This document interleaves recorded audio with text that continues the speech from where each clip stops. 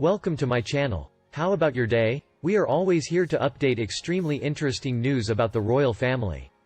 The exciting news we want to share today is that 7 impressive things you need to know about Kensington Palace.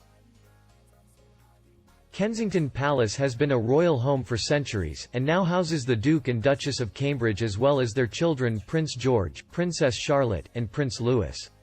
The young family resides in apartment 1A, which the Queen's sister, the late Princess Margaret, lived in.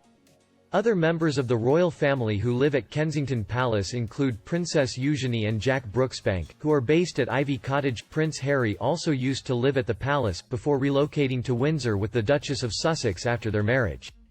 Here are some fun facts about the popular royal residence. It was home to Princess Diana. Diana, Princess of Wales, called Kensington Palace her home from her wedding day in 1981 until her untimely death in 1997, and during that time she developed an inimitable connection to the royal residence. Apartment 8 was where Princes William and Harry both spent much of their childhood, and so great was Diana's love of the residence that she decided to stay there following her divorce from Prince Charles in 1996. Apartment 8 is now used by the Duke and Duchess of Cambridge for their work projects.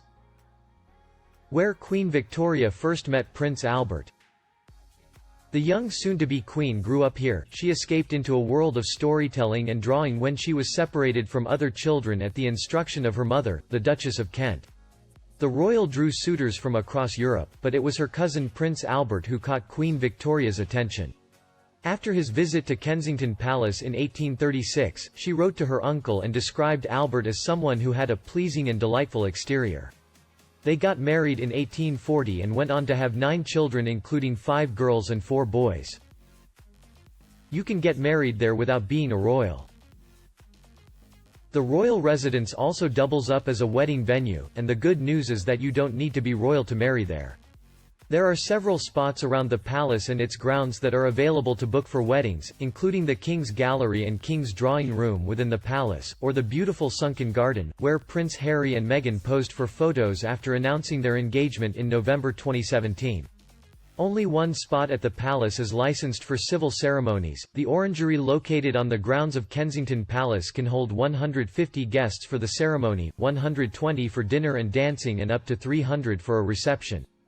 Of course, it comes at a cost. According to Online, the orangery costs around £17,822 on a Saturday or Sunday, or you can pay £12,189 for evening hire. Kensington Gardens inspired Peter Pan.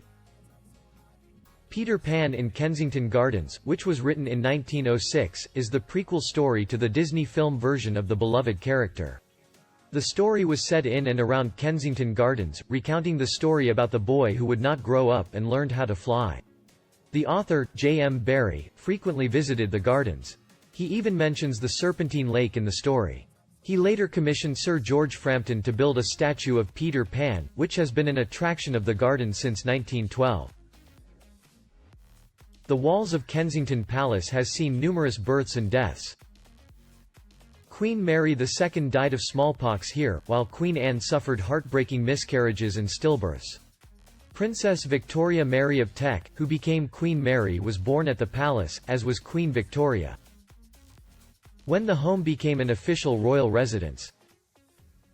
Kensington Palace became a royal residence in the 1600s when William III, who suffered from asthma, was looking to escape the grime of Whitehall for the healthier air of Kensington. Although the palace no longer feels like the countryside, visitors can certainly appreciate the calmness amongst the trees in the pretty gardens. A tribute for Princess Diana. When Diana, Princess of Wales, died in 1997, mourners gathered outside the Golden Gates, to the south of the palace, to lay floral tributes. The palace stayed open for 24 hours to cope with visitors who wanted to sign the books of condolence.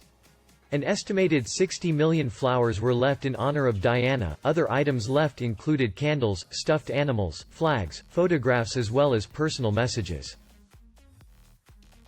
Do you think Kensington Palace is a place with a lot of special things? Please leave comments about the exciting news that you know about Kensington Palace. Share this video for everyone. Subscribe to my channel to make sure you never miss a royal story.